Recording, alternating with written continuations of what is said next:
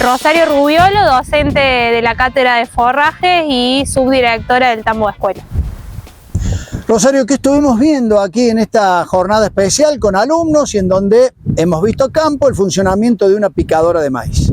Bien, estuvimos viendo la parte práctica, un poco de lo que dictamos en la Cátedra de Forrajes del ensilado. Vimos la parte práctica, la parte a campo, de cuáles son los parámetros óptimos que hay que tener en cuenta al momento de la confección de un buen ensilaje, el momento óptimo de picado, el tamaño de picado, el craqueado del grano, todo lo que nosotros necesitamos tener en cuenta al momento de confeccionar el forraje conservado que nos va a alimentar a nuestro rodeo durante todo el año. ¿Cómo define el momento óptimo de picado?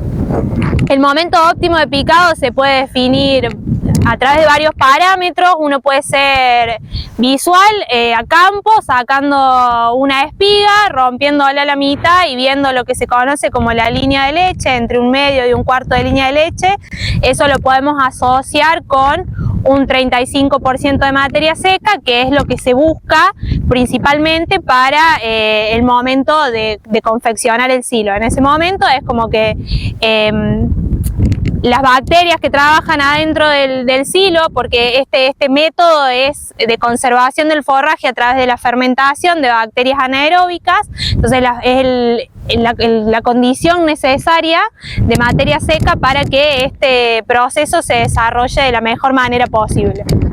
Cuando hablamos de ese momento de picado, sabemos que hay una serie de recomendaciones para que después no haya cosas que afecten la calidad del silo que estás conservando, ¿no? Exactamente, estas cosas que no deberían suceder es la compactación principalmente, debe ser lo suficiente para que la cantidad de oxígeno que quede adentro de la bolsa sea consumida rápidamente. Como mencioné, es una fermentación anaeróbica, entonces la presencia de oxígeno adentro de la bolsa hace que no se fermente correctamente, y esta presencia de oxígeno va a depender de la evaporación que se da a través del tamaño de picado y la humedad.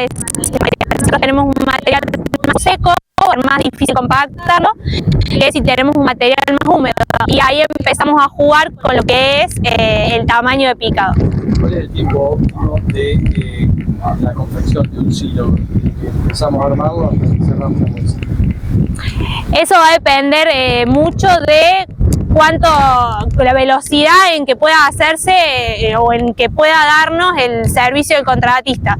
O sea, la máquina está en el campo y no puede conservar alimento adentro como lo hace una cosechadora de grano, por ejemplo, sino que sí o sí necesita descargarlo en un camión.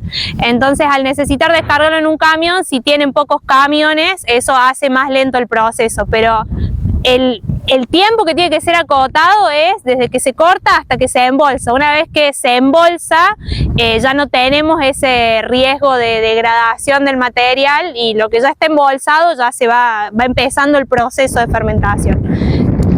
Por lo general no tardan más de un día en hacer una bolsa, así que un tiempo prudente.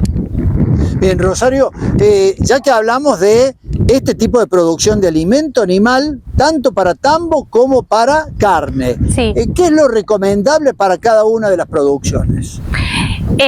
Dependiendo de si el silaje es la única fuente de fibra, por lo general lo que nosotros tratamos es de recomendar que a través del análisis del tamaño del picado, que se hace con un cajón que tiene zarandas, que es el cajón de Penn State, no tengamos más de un 8, un 10% en la bandeja superior.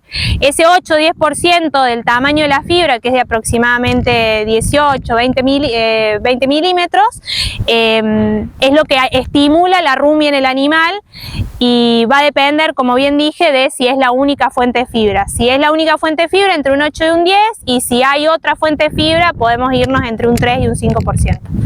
Pero por lo general no varía en cuanto a carne o a leche, sino que es más bien si es la única fuente de fibra dentro de la dieta. En relación a recomendaciones de manejo, una vez que está confeccionada la bolsa, las etapas posteriores, ¿qué aspectos hay que tener en cuenta tomando parámetros de manejo básicos para el movimiento del alimento?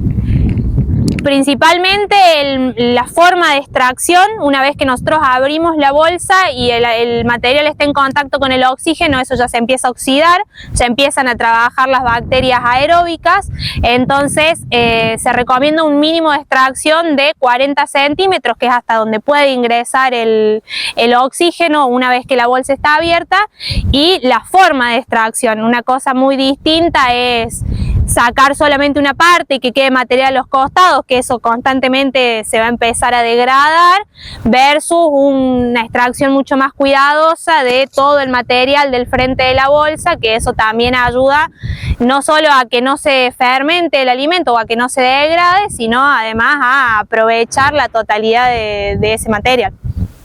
En relación al terreno, digamos, ¿qué aspectos hay que tener en cuenta cuando determinamos el lugar donde vamos a establecer los hilos?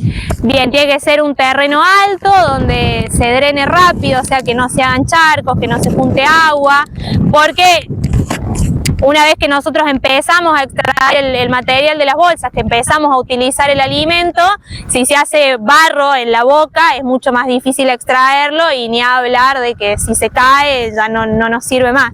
Entonces siempre tiene que ser un terreno alto de buen drenaje. Y lo otro importante es la orientación de las bolsas por cómo del sol y por los vientos predominantes de la zona y las lluvias también.